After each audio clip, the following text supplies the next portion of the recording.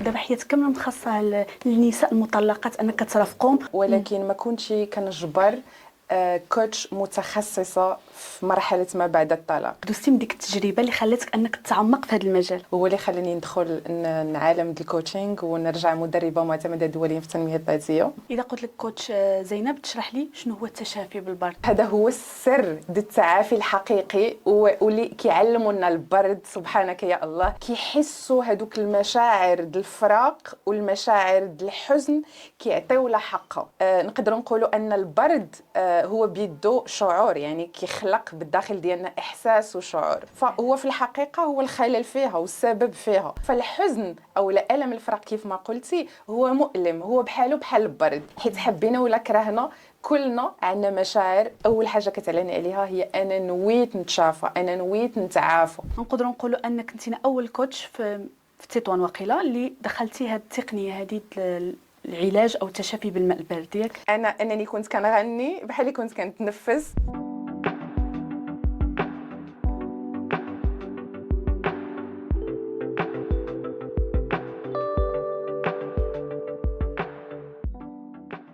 اهلا بكم مشاهدينا ومتتبعين بودكاست تطوان مع صفاء، مرحبا بكم. في حلقات سابقه كنا هضرنا على اسباب ارتفاع نسبه الطلاق في المغرب، وقفنا عند الاسباب، شفنا هذه الظاهره هذه وعالجناها، ولكن اليوم في هذه الحلقه غنشوفوا التشافي من بعد الطلاق او من بعد مرحله الانفصال بصفه عامه، مع الضيفه اللي نورتنا اليوم بالحضور ديالها وكنشكرها لانها قبلت الدعوه. ضيفه اليوم مشاهدينا الكرام هي مدربه في التنميه الذاتيه ومتخصصه كذلك في التشافي بالبرد ومرافقة النساء في رحلة التعافي من بعد الطلاق. ضيفة اليوم مشاهدينا الكرام هي زينب بن عبود، مرحبا بك. شكرا صفاء على الدعوه، بارك الله فيك. نورتينا اليوم وغنستافدوا معك في هذه الحلقة ان شاء الله. شي حاجة جديدة علينا اللي ما كان عندنا شي واحد الباك جراوند، ما عندنا شي واحد المعرفة عامة. ملي كنسمع التشافي بالبرد ورحلة التعافي ما كان يعني ديك الشيء ما كيتفهمش، يعني بزاف المشاهدين ما غيفهموش يحتموا، ولكن في هذه الحلقه غنستافدوا معك بزاف ان شاء الله. بدايه قبل ما نتعرفوا على هذا الموضوع ديالنا ونتعمقوا فيه، كوتش زينب ما كرهتي تعرفنا على راسك؟ شكون هي كوتش زينب بن عبود؟ زينب بن عبود هي واحد الروح حره حقيقيه. بديت في التنميه الذاتيه هذه تقريبا واحد 5 سنين. بعد مروري بعلاقات غير صحيه حاولت انني نفهم شنو الجذر هذا المشكل، هو اللي خلاني ندخل عالم الكوتشينغ ونرجع مدربه معتمده دوليا في التنميه الذاتيه. ومن ثم بدات الرحله ديالي، وهذه عامين تقريبا باش نويت انني نتخصص في التشافي بالبرد بعد ما شفت النتيجه الرائعه اللي انعكست على حياتي على جميع المستويات، سواء المستوى الفكري المشاعري والجسدي. يعني انت دوزتي من ديك التجربه اللي خلاتك انك تتعمق في هذا المجال. كون ما دوزتيش من ديك التجربه واش عمرك كنتي غتعمق في هذا المجال كوتش زينب؟ بالنسبه للبرد فعليا يعني دائما حنا ملي كنشوفوا البرد كيبان لنا على اساس انه واحد الحاجه اللي بارده جامده، نقدروا نقولوا قاسيه، وما كنتوقعوش ان حنا كنساء نقدروا نواجهوها اصلا، يعني بدافع هذاك الخوف اللي تربينا عليه.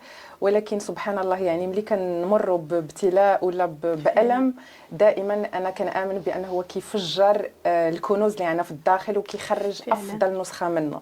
يعني اليوم دوري انني نوضح لكم ان هذا البرد على قدر ما هو كيف ما قلت لك جامد، ولكن هو فعليا يقدر يحرك ويحيي جوانب مشرقه في كل مره كتشوفني اليوم.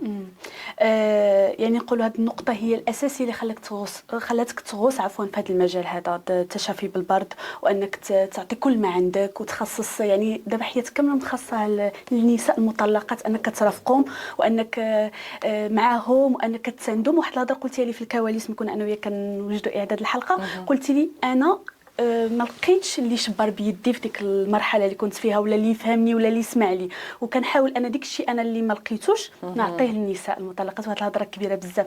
شرح لي زينب، ما بغيتش نقول لك شرح لي في الواتساب ولكن دابا كنقولها لك. شرح لي يعني شنو ديك الفتره اللي دوزتي منها، وشنو اللي يعني هذيك الهضره قلتي لي ما لقيتش اللي يسمع لي وما لقيتش اللي يفهمني.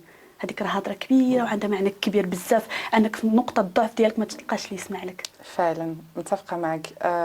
يعني رغم استثماري خلال هذه الفترة السابقة في مدربين وفي مختصين من العالم كامل اللي عملت النية أنهم يمدوا لي يدهم كيف ما قلتي، وأنهم يخرجوني من هذاك الألم اللي أنا كنت فيه، ولكن ما كنتش كنجبر كوتش متخصصة في مرحلة ما بعد الطلاق.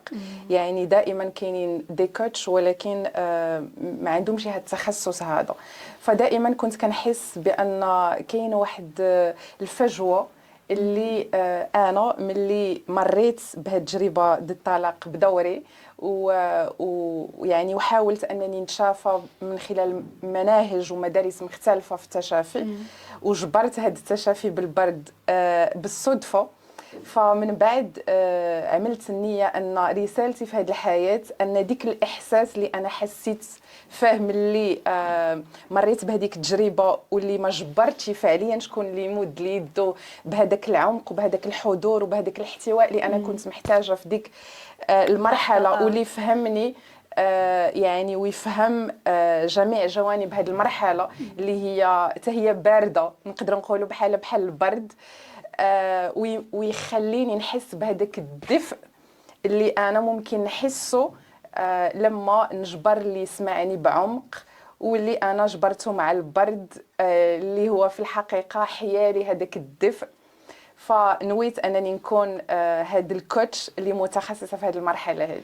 اذا قلت لك كوتش زينب تشرح لي شنو هو التشافي بالبرد، تعطيني مفهوم شنو التشافي بالبرد؟ فعلا صراحه هي واحد المنهجيه نقدر نقولوا اللي كتعتمد على البرد كأداة وكوسيله فعاله، ونقدر نقولوا هي طبيعيه.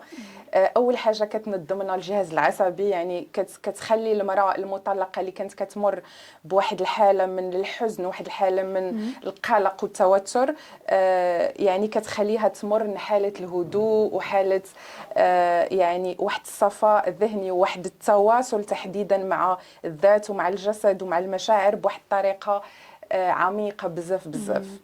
شنو كيوقع للانسان نفسيا سواء رجل ولا امراه، حيت ماشي ضروري نوقف عند المراه، حيت الرجل كيعاني طبعا تا هو كتجيه صعيبه ديك مرحله ما بعد الطلاق، تا هو نفسيا جسديا الى اخره، حيت واحد يعني كتبدل نمط الحياه ديالو كيتبدل، وهذا الشيء كيأثر نفسيا طبعا، هذا الشيء كاملين عارفينه. شنو اللي كيوقع مورا ديك المرحله نفسيا كوتش زينب؟ شنو اللي كيوقع مورا مرحله الطلاق؟ فهمتك. نقدر نقولوا بان طبعا انا كنأيدك في هادشي اللي قلتي بان التاثير ديال الطلاق كينعكس يعني سواء على الرجل ولا على المراه. ما نقدروش نقولوا بانه هو كينعكس سلبيا. انا اليوم جيت باش نسلط الضوء على النور اللي يقدر يشوف كل واحد فينا اللي ربي ابتلاه انه يمر من هذه التجربه. فالهدف هو انني طبعا انا التخصص ديالي ماشي مع الرجال، انا اكثر مع النساء. بالحق نقدر نقول لك ان انا دوري انني نضوي لهم على او لا نخليهم يشوفوا الكنوز والجواهر اللي عندهم في الداخل، واللي ربما ما كانوش كيشوفوها قبل ملي كانوا في هذيك العلاقه. حيت هي مرحله ما بعد الطلاق نقدروا نقولوا بانها بحال المراه كتعاود تبني واحد الهويه جديده. ماشي غنقولوا بان هي يعني خسرت هذيك العلاقه بوحده، بعض المرات للاسف كتقدر انها تختار نفسها في هذيك العلاقه، حيت كتوصل لواحد المرحله انها تقدر تشوف نفسها في المرايه مثلا وتقول هذه هي انا، ولكن في العمق هذيك الانسانه الروح ديالها تطفت بواحد الطريقه اللي تقدر هي تشوف راسها وما تبقاش تميز هذيك الروح شكون هي. وهذا هو اللي كنحاول انا من خلال جلسات الكوتشنج اللي كنقدم او رحلات تشافي اللي انا سميتها كولدر تريتس، انني نخليها تعاود تواصل مع نفسها. وبالتالي هي في الاول تقدر تقول انا خسرت نفسي في هذيك العلاقه، ولكن الجميل في الموضوع هي ان ملي يعني بفضل الله اكيد وبفضل المرافقه اللي كنعمل انا معاها كتقدر ترجع لنفسها. الله اكبر. فبالتالي كتشوف هذيك الروح ديالها الحقيقيه من جديد. هذيك الروح الحره، هذيك الروح اللي نقدروا نقولوا طفوليه، اللي مفعمه بالحياه، اللي كتحس، اللي اللي كانت يعني تطفات في واحد الوقت تماماً. وكترجع تحيي ديك الروح اللي كانت تماماً. قبل ديك المرحله اللي عشت. بالضبط. كوتش زينب، بزاف الناس كيقولوا كيطرحوا واحد السؤال كنشوف في مواقع التواصل، وهذا الشيء هذا ضروري اليوم ما نوقفوا عنده. علاش كاينين الناس كوتش زينب كيتجاوزوا ديك المرحله بسرعه، وكاينين الناس اخرين كيبقاو عالقين فيها مده سنوات؟ شنو هاد الناس هادو شنو يعني الاختلاف اللي كاينين بيناتهم؟ واش نقدروا نقول هذوك اللي عالقين في يعني كيبقاو عالقين سنوات في ديك المرحله هذيك ما كيخرجوش منها، كيجروا صعوبه؟ واش نقدروا نقول ان ديك الناس هما اللي كانوا مثلا كيبغيو من قلبهم، كانوا بصح متمسكين بديك العلاقه، ولا العكس؟ كيفاش تبغي تشرح لي اليوم؟ نقدر نقول لك بان اكثر الناس عمقا واكثر الناس احساسا يعني ملي كيكونوا في العلاقه كيف ما قلتي كيعطيو من قلبهم وكيعطيو بواحد الوعي وبواحد الحضور، هما اكثر الناس اللي كتجبرهم كيشتغلوا على نفسهم من ناحيه تطوير الذات، وبالتالي كتكون عندهم واحد العقليه عقليه خلق وعقليه بناء وعقليه تطور وتعلم مستمر. عكس هذيك الشخصيه اللي هضرتي عليها الاولى اللي كتبقى عالقه في هذيك الدوامه وكتاخذ سنوات طويله من اجل التعافي. ما نقدرش نقول لك يعني بواحد الطريقه واضحه بان هاد الجزء الثاني من هاد الناس يعني ما كياخذوش وقت، كياخذوا وقت، ولكن الفرق ما بيناتهم هما انهم في هذاك الوقت اللي كياخذوا اولا في هذيك الاستراحه اللي كياخذوا كيحسوا هذوك المشاعر ديال الفراق والمشاعر ديال الحزن كيعطيو لها حقها، وبالتالي عمليه التشافي كتتم بسرعه اكبر. عكس هذوك الاولين نقدروا نقولوا كيكونوا كيهربوا من المشاعر، ما كيبغيوش يواجهوها، كتجبرهم في واحد العقليه انهم كيتشكاو، انهم كيلعبوا دور الضحيه. التعافي كيكون صعيب بزاف لان هي اصلا ما كتامنش بان هي بان يعني الخلل فيها، يعني هي ما قادراش تعكس الصوره وتامن بان ديك العلاقه اللي هي كانت فيها هي اصلا مرآة شنو عندها في الداخل. فهو في الحقيقه هو الخلل فيها والسبب فيها طبعا حتى من الطرف الاخر، ولكن الا كان عندها ديك الوعي العالي غتقول اوكي انا جذبت هذه العلاقه لان عندي جروح، فبالتالي دابا جا الوقت باش نكون انا المسؤوله على تغيير هذا الواقع وبناء واقع جديد وحياه جديده كتليق بيا وفي نفس الوقت متناغمه مع الروح ديالي كيف ما قلتي الصافيه النقيه والعميقه تحديدا. كوتش زينب، واش كتقول لنا دابا ان زعما ديك المرحله ديال الحزن اللي كنعيشوها في حياتنا ماشي ضروري من بعد الطلاق، يعني اي مرحله كنعيشوها في حياتنا ديك مرحله الحزن نعيشوها نعطيو لها وقتها؟ اكيد اكيد هذا هو السر ديال التعافي الحقيقي واللي كيعلمنا البرد. سبحانك يا الله، يعني كيعلمنا نقدروا نقولوا ان البرد هو بيدو شعور، يعني كيخلق بالداخل ديالنا احساس وشعور.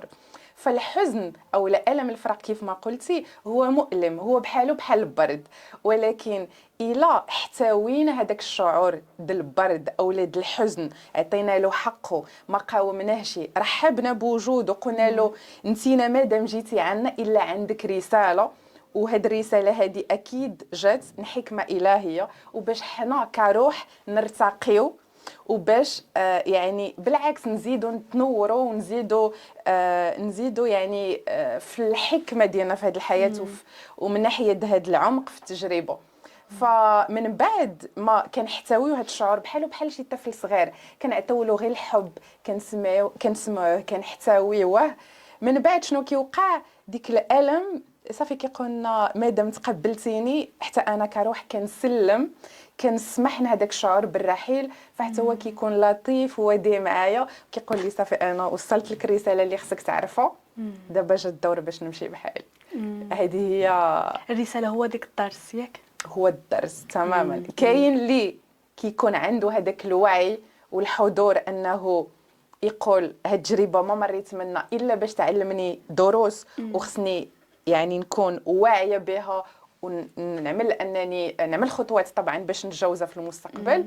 وكاين للاسف اللي هو كيشوف هذاك الدرس قدامه ولكن كيتغافل وما كيبغيش يشوفه، فبالتالي كيبقى يدور في ديك الدوامه اللي درنا عليها. فهمتك كوتش زينب.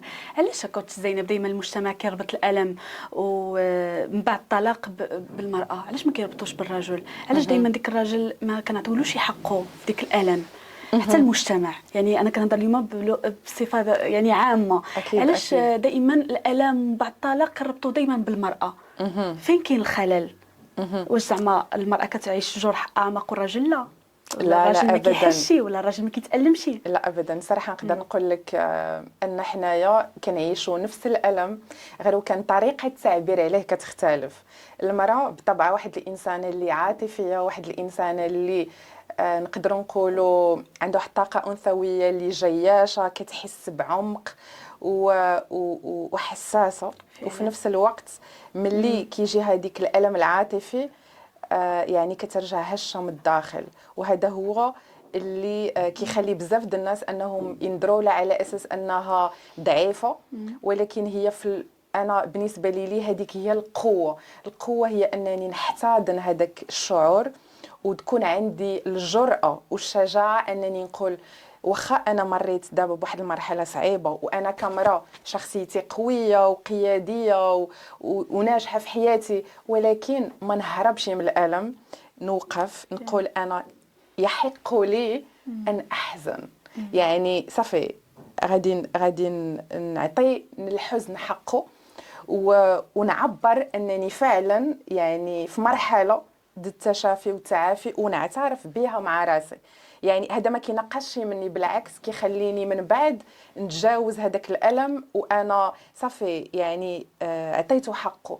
الراجل نقدروا نقولوا انه ديك الالم كيمر منه، ونقدروا نقولوا بنفس العمق، ولكن بما انه تعلم للاسف انه يقمع المشاعر، انه يكبتها بدافع ان المجتمع كيقول له خصك دائما تكون قوي، ما خصكش تبكي، ما خصكش تظهر المشاعر، كيامن باللاوعي ديالو بان التعبير على مشاعره ولا على ديك الضعف اللي كيمر منه غينقص من رجولته، مع العلم ان رجولته كتزدهر نهار اللي حتى هو كيحتضن هذيك الطاقه الانثويه اللي فيه، وكيامن بان المشاعر هي جات باش يعني تخلق واحد الامان داخلي لا فيه ولا في المراه. حيت حبينا ولا كرهنا كلنا عندنا مشاعر، وكل طرف فينا سواء مراه ولا راجل اكثر حاجه يعني كنبغيو نعيشوها بعمق هو هذاك الحب، هذاك الامان، وهذاك الدفء الانثوي اللي على قد ما هو كيبان للناس ضعيف، ولكن هو قادر يغير لك حياتك كامله. كيف فعلا كوتش زينب. كوتش زينب، واحد يعني واحد المعلومه دائما انا كنسقسي راسي كنقول شنو العلاقه بيناتهم؟ شنو العلاقه ما بين الصدمه العاطفيه بالجهاز العصبي؟ كيفاش الصدمه العاطفيه تقدر تاثر على الجهاز العصبي ديالي؟ نقدر نقول لك بان كاميرا من اصعب الابتلاءات والتجارب اللي تقدر تمر منها في حياتك كامله من ناحيه العمق هي الصدمه العاطفيه. لان كيف ما قلت لك واحد الانسان حساس، واحد الانسان عنده مشاعر مرهفه، فالصدمه العاطفيه كتاثر على جهاز العصبي بل على جسده بالكامل. يعني نقدروا نقولوا بان كيوقعوا لها اضطرابات، كيوقعوا لها كتشعر يعني هادشي كيخليها تحس بتوتر اكثر من العاده، لان هذيك الصدمه كتفعل لها جروح قديمه بحال اللي غنقولوا كتخلي كل شيء يطفو على السطح. وبالتالي كيكون عندها يعني كتكون مطالبه انها تواجه مشاعر، مطالبه انها تواجه هذيك الاحاسيس اللي كتحس بها لما كيضطرب جهازها العصبي، فبالتالي كيكون عليها واحد الحمل ثقيل. وهنا انا كنقول لها فين خصك تكون فعلا لطيفه بنفسك، وديعه، رحيمه، فعلا. وتفعل تفعل هذيك الحكمه الالهيه اللي كتقول بان ولربك عليك حق ولنفسك عليك حق. يعني هنا صافي خصها تعلم تمشي مع التيار كيف ما كنقولوا، مع الفلو، وتجسد هذيك المرونه طاقه الماء اللي انا كنساعد الناس انهم يتشافوا بها. يعني تفعلها بواحد الطريقه اللي تسلم القياده لرب العالمين، لانه هو دائما اعلم كيفاش ممكن انه يرسم لها الطريق، ودائما الخطه الالهيه كتكون اروع، يعني فعلا. انها تبعد من هذاك التفكير الزائد اللي كيخلي الجهاز العصبي يتعب، وتركز على التسليم واسترخاء. صافي ترخي جهاز العصبي وتآمن بأن الوفرة وبأن الرحمة وبأن هذاك الشيء اللي كتفتش عليه هي كامل غادي يجي لما تسلم. فعلا. ودائما كنرجعوا للاسلام ديالنا، الدين ديالنا، الرسول صلى الله عليه وسلم دائما ملي كان كيموت شنو قال؟ استوصوا بالنساء خيرا. فعلا. يعني دائما الحكمه الالهيه والدين ديالنا دائما كيوصي بالمراه، حيت الله سبحانه وتعالى عارف الجهاز ديالنا كيفاش تبنى.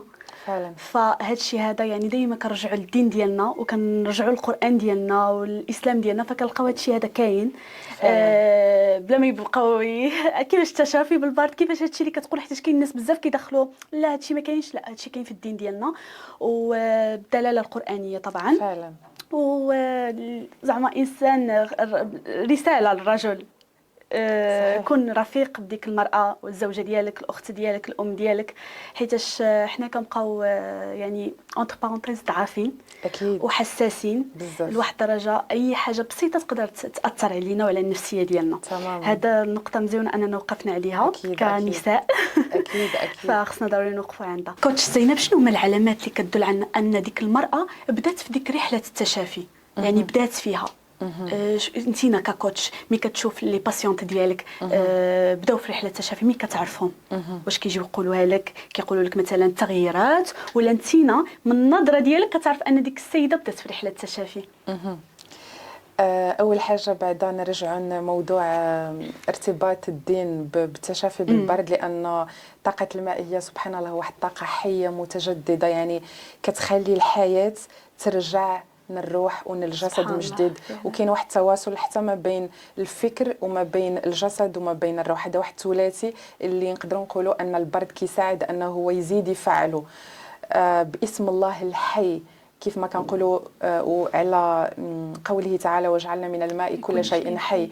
وحتى القصه سيدنا ايوب لما اشتد عليه المرض ربي قال له واركض برجلك هذا مغتسل بارد وشراب، يعني البرد فعليا قادر يشفي وبطريقه طبيعيه، يعني نقدروا نقولوا انه حتى مضاد للاكتئاب ومضاد لاي مشاعر سلبيه، اي مخاوف. سبحان الله. والغريب في الموضوع انه بمجرد ما كتواجه خوفك من البرد كيقول لك عقلك بان انت كتواجه غديك الخوف من البرد تحديدا، ولكن في العمق كيتفعل وكيتحروا مخاوف كثيره كانت في العمق فعلا. وبالنسبه للموضوع اللي قلتي ان كيفاش ممكن انني نعرف السيده يعني واش هي دخلت فعلا في موضوع التعافي والتشافي، وهل عندها ديك الوعي الكافي باهميه التغيير بعد هذا الابتلاء. اول حاجه هي دائما انا كنآمن بان التغيير كيجي من الشخص نفسه، يعني ما يمكنش انا او اي شخص يشوف وحده دازت من مرحله طلاق يقول لها انها هي او يديها انها تتعافى. ضروري ان هي اللي تكون واعيه والرغبه تجي من عندها وتكون مستعده وجاهزه نخوض هذيك التجربه، لان هذيك التجربه نقدروا نقولوا انها كتفتح الام، وهذاك الالم ولا هذاك الجرح الشخص خصو يكون مستعد وعنده النيه تحديدا، وكنأكد على اهميه النيه لان هي السر. تكون عندها شجاعه وجرأه انها تواجه، وهذا الشيء طبعا كيعلموا للبرد لان كيعلمنا ان احنا نواجهه ولكن بمرونه وبسريان. فالنيه هي اهم حاجه. فملي كتجينا عندي اول حاجه كتعلن عليها هي انا نويت نتشافى، انا نويت نتعافى. فالنيه هي اهم حاجه. ثانيا تكون عندها يعني الجاهزيه انها تلتزم بالرحله بكل ما فيها، بالحلو ديالها وبالمر ديالها، وتكون عندها ديك المرونه انها تدخل هذوك يعني لي ريتوال او نقدروا نقولوا هذوك الاساليب ديال العيش اللي انا كنصحها انها تدخلوا من حياتها. طبعا اللي كيكونوا عندهم علاقه بالتعرض للبرد ولا بالحمام الثلجي، واللي من خلالهم كتكتسب واحد القدره على الانضباط، وكيتبدل لها حتى العقليه ديالها، وكيرجع عندها واحد النمط الحياه ولا واحد اللايف ستايل اللي مبني على كل ما هو صحي. وهنا فين كتحس بالتغيير تدريجيا. يعني نقدروا نقولوا ان التعافي كيجي بالتدريج تماما، كيف ما انا كنأكد على اهميه ان التعرض للبرد يجي بالتدريج. فاي حاجه كتجي كيف ما كنقولوا حنايا سلولي، وكتجي بخطوات بطيئه ولكن ثابته. فعلا. كوتش زينب، شنو العادات البسيطة اللي بغيت كلمة تنصح بها المشاهدين اللي باغي يتشافى؟ يعني وما نقدروا نقولوا ما عندوش الوقت انه يتبع مع كوتش، ما عندوش شي الناحيه الماديه المعنويه الى اخره. شنو ابسط نصائح اللي تقدر يبداو بها؟ اكيد اول حاجه نقول لهم يبداو من اللي بديت منه انا. فعلا. حيت لو انا ما تعرفتش على الماء البارد ما كنتش غنوصل للحمام الثلجي. فسبحانك يا الله دائما كنبداو كتجي امور في حياتنا صدفه. كيف ما انا جاتني الرغبه انني نقز ولا نعمل هذيك القفزه في الماء البارد في عز الشتاء في فبراير في نهار الطلاق ديالي، باش انني نتحرر من المشاعر السلبيه اللي كانت عندي في هذاك النهار. فاكيد هذاك هو السر، هو ديك الخطوه الاولى. فاللي غنقول لهم هو انهم يعملوا النيه، اكيد نيه التعافي والتشافي، ومن بعد انهم يعملوا النيه انني نعمل ديك الخطوه الاولى. حيت السر فين كاين، او حنايا فين كنبقاو نصعبوا الامور هي في ديك البدايه. كيصعب علينا ان حنا نخرجوا من ديك منطقه الامان فعلا. ولكن البرد سبحانك يا الله كيكسر هذيك العقليه اللي كتقول بان انا الراحه موجوده فقط ملي كنكون في المنطقه الامان. حيت البرد كيعلمنا ان حنايا واخا نكونوا في وسط هذاك الضغط، مع الوقت او نقدروا نقولوا مع التجربه ومع الاستمراريه ومع هذاك الانضباط اللي كيعلمنا البرد، كترجع لنا واحد القابليه ان حنا نستشعروا الهدوء والحضور التام والواعي وحنا في وسط هذاك يعني لانكونفور ولا في وسط ديك عدم الراحه ديال البرد.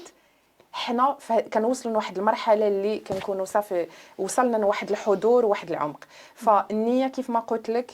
الحاجه الثانيه هي انني نعمل الخطوه الاولى، تكون عندي الشجاعه والجرأه انني نعملها، ونامن بان مورا ديك الخطوه غادي يجي واحد الفتح وغيجي واحد التجليات اللي ما عندها لا اول لا اخر. الحاجه الثالثه هي ان نبداو تعرض للبرد بالتدريج من خلال الاستحمام بالماء البارد كيف ما انا كنعمل. وطبعا انا عندي لايف ستايل، يعني صافي كل نهار يوميا في كل الفصول ما بارد. ما بقيتي كنعرف شي حاجه اسمها لا دافئ ولا سخون. فطبعا فعز يعني بروده بصح اللي كتكون تماما بالحق. بالنسبه للمتابع طبعا غنرجعوا لمساله التدريج. يعني كنصحوا انه يبدا بخطوات صغيره كيف ما قلتي بالماء الدافي في الاول، ومن بعد الثواني الاخيره يختمها بالماء البارد. كتعطي واحد الانتعاش، واحد الحيويه، واحد الاحساس بالخفه، واحد التحرر اللي ما عنده يعني غير محدود. فهذه هي النقطه الثالثه، هي الاستحمام بالماء البارد. وتدريجيا بعد ملي يعني كتبدا تحس بديك الحضور وبديك المتعه وكيفعل لك ديك البهجه وبزاف د المشاعر ايجابيه، من بعد كتبدا تقدر انك تتعرض للبرد بطريقه يعني سواء في البحر ولا في البحيرات ولا في الوديان ولا حتى تدريجيا كتوصل للحمام الثلجي. نقدروا نقولوا انك انت اول كوتش في تطوان وقيله اللي دخلتي هذه التقنيه هذه العلاج او التشافي بالماء البارد ديالك. تماما. نقدر نقول لك يعني على مستوى المغرب اول مره اللي كتعتمد على مستوى المغرب. نعم ما شاء الله عليك. اول مره اللي كتعتمد هاد المنهجيه ديال التشافي بالبرد. وهذا هنا فين يعني كيظهر هذاك التناقض اللي ربما الناس ولا المجتمع ما كيفهموش كيفاش ان مرة اللي حنا كنضروا لها على اساس ان هي واحد الحس يعني كيكون انثوي حالم دافي، انها توصل انها تواجه هذاك البرد كيف ما قلنا اللي جامد. ولكن الجميل في الموضوع هو ان كيف ما قلت لك البرد ما جاش كأداة باش ان حنايا نعلموا هذه المراه انها تتحدى نفسها ولا تدخل في هذيك المنافسه اللي نقدروا نقولوا مرتبطه بالطاقه الذكوريه اكثر، بل بالعكس جا باش يحيي هذاك الدفء وهذاك الاحساس اللي هي كانت مخبعاه ولا نقدروا نقولوا حتى منفصله عليه، حيت هذا هو يعني اللي كنحرص عليه، هو ان من خلال هذه المنهجيه ان المراه تعاود تتواصل من جديد مع الجسد ديالها ومع الاحساس ديالها. وهذا الشيء هذا ما كنشوفوا زعما ماشي شي حاجه جديده، حيت الا جينا نشوفوا شحال هذه يعني هذه التقنيه جديده، ويعني فوقاش دخلتيها بالضبط؟ نقدروا نقولوا فوقاش بالضبط من عام؟ يعني نقدروا نقولوا عام بعد الطلاق ديالي، عامين هذه يعني عامين باش اكتشفت انا، ولكن جربتها شخصيا ودرست عليها اكيد، ومن بعد بديت كندرب النساء انهم يتعافوا من خلال هذه المنهجيه. وشحال هذه كنا كنشوفوا في الافلام ان مثلا ملي كيتعصب شي واحد ولا كيوقع له شي مشكل، شنو كيعمل؟ كيدخل للطواليت وكيفتح الماء بارد وكيجلس تحت منه. هذه راه رساله اكيد، يعني هذه راه رساله، كيف زعما صافي اللي تعصب كيدخل كيفتح ليه الماء وكيجلس تحت منه بحوايجه. هذه راه رساله تماما. غير مباشره ان الماء فعلا كيرتاح الجهاز العصبي وكيعطيك واحد الراحه نفسيه. تماما. وكنشكرك بزاف كوتش زينب والله على هذه الحلقه الرائعه، انك عطيتينا، كانت حلقه فريمون رائعه. وانا ما طبعا من اليوم ان شاء الله لقدام ما غنبخلش على راسي انني نجرب هذا الماء يعني البارد فعلا. وضروري ما غنعملها، ضروري ان شاء الله ما غنعملها، واخا ما كنعاني بتا حاجه الحمد لله، ولكن غنجربها نشوف كيفاش غنحس. يعني عندي واحد الفضول، هادشي اللي عاودتي لنا اليوم عندي واحد الفضول كبير انني نجرب. وقبل طبعا ما غنختموا غندوزو مشاهدينا الكرام لفقره الانفلوب.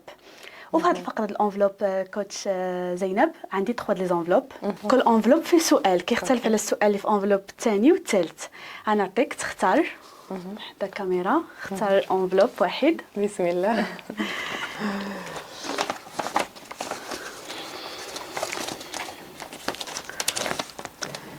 ما هو أكثر موقف طريف وقع لك أثناء مرافقة السيدات في الحمام الثلجي؟ غيكون وقعوا مواقف ماشي موقف واحد ياك؟ صحيح فعليا، لأن سبحانك يا الله يعني الماء ولا البرد ولا الثلج على قدر ما هو أداة كيف ما قلنا كتحرر المشاعر وفي نفس الوقت كتطهر وكتزكي الروح، على قدر ما كيوقعوا مواقف. من بين هذه المواقف الطريفه يعني كاين بزاف صراحه. كاين النساء اللي ملي كيتواصلوا مع الحمام الثلج يعني كيدخلوا في واحد الحاله من الخشوع، حاله من التواصل الروحاني العميق مع الله عز وجل، بحال واحد المناجاه.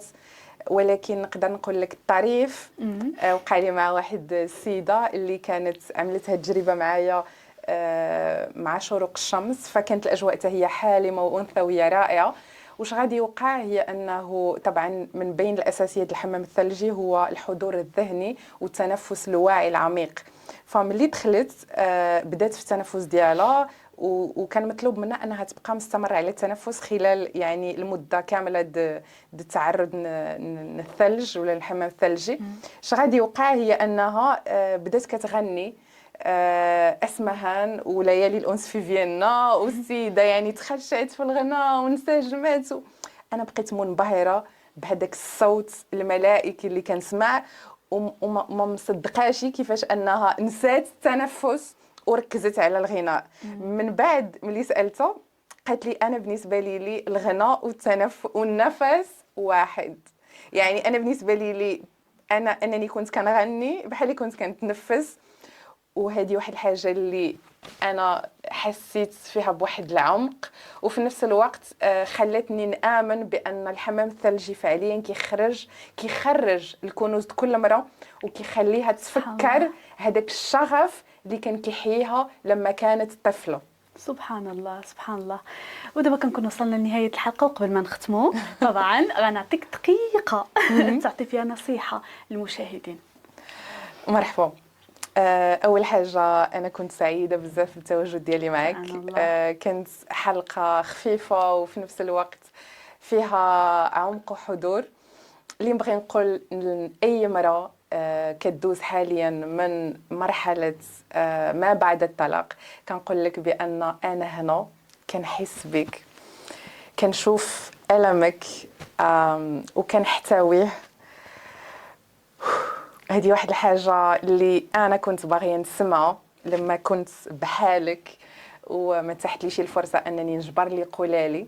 فأنا هنا باش نخليك تحس بحضوري، نخليك تحس بأن أنا هنا باش نسمعك بدون أحكام. عندك المساحة الآمنة باش تعبر على أي مشاعر كتحس بها، ودائما هذيك المشاعر يعني نتينا ومشاعرك كاملين مرحب بكم.